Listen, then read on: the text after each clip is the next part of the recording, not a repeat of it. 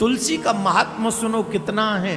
हाँ, पोहा जलेबी, तुलसी दल को देखते तो प्रसन्न हो जाते और उसे स्वीकार कर लेते। बिन तुलसी अगर आपके यहाँ सूख गई है तो इसका एक और मतलब हो सकता है, इतने रीझ जाते हैं कि कुछ पूछो ही नहीं। काले टायर जैसा मुंह बना ही रहता है उसका, रूठा रूठा, 1000 वर्ष के लिए तृप्त हो जाते हैं। तुलसी का महात्मा सुनो कितना है।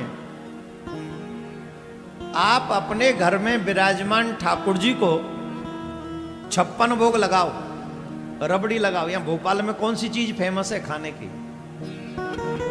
कुछ है कि सब खा लेते हो? अच्छा बताओ ना, क्या फेमस है यहाँ? है थोड़ा थोड़ा धीरे, क्या? हाँ, पोहा जलेबी। हम क्या करें, हमको तो मना कर रखा है, मीठा नहीं खाना है, चावल नहीं खाना है।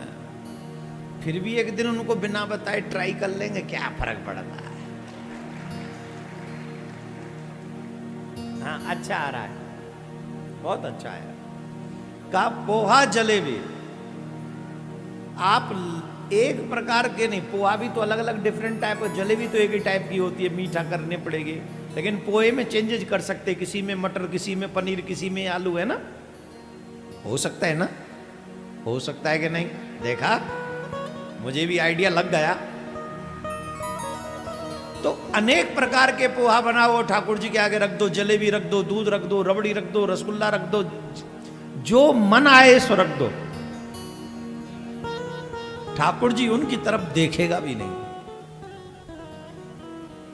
बोले कब तक नहीं देखेंगे ठाकुर जी? बोले तब तक नहीं देखेंगे जब तक एक तुलसी दल उनका स्पर्श न कर ले।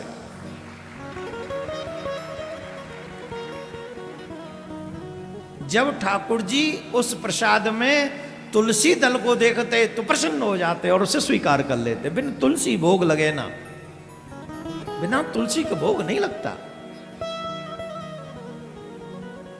बोलो सही है कि गलत है? बोलो सही है गलत है? एक और बात बता दें हम आपको, बहुत से लोग पूछते हैं जो तुलसी सूख जाए घर में तो क्या करना चाहिए, बताएं कि नहीं?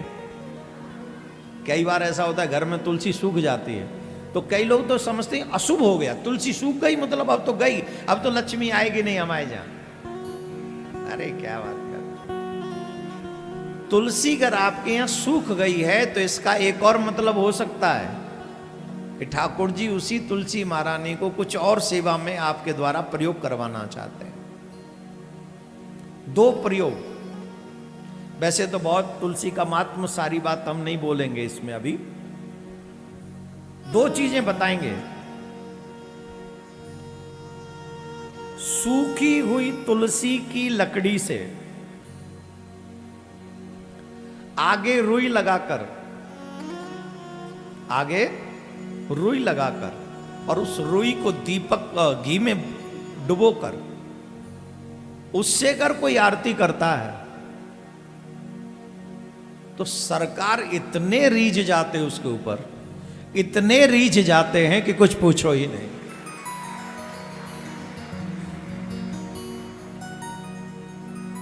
एक और बात बता दें, सूखी हुई लकड़ी से, तुलसी की लकड़ी से, तुलसी से, सूखी हुई तुलसी से अगर कोई ठाकुर जी के लिए भोजन बना दे, प्रसाद बना दे और उस प्रसाद को ठाकुर जी को समर्पित कर दे तुलसी दल डालकर,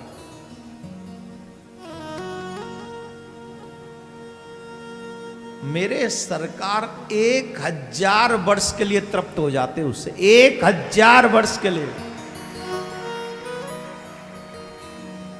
बोलो किस किस को मालूम था ये? नहीं मालूम था ना? इसलिए ज्ञान अर्जित करने के लिए कथा में जाते रहो। न जाने कौन से दिन की कथा तुम्हें क्या दे दे। अब 1000 वर्ष तक तुम पूरे जीवन भर अपने पति को भोजन खिलाती रहो, है मजाल है कभी खुश हो जाए। काले टायर जैसा मुंह बना ही रहता है उसका, रूठा रूठा। टायर में नहीं कहीं पंचर हो जाता है तो वो बन जाता है, अलग से फूल जाता है। देखा है आपने? देखा है?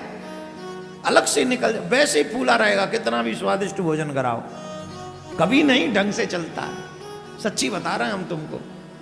लेकिन ठाकुर जी को एक बार कोई उस सूखी तुलसी से प्रसाद बनाकर उनको भोग लगा दे, 1000 वर्ष के लिए तृप्त हो जाते हैं।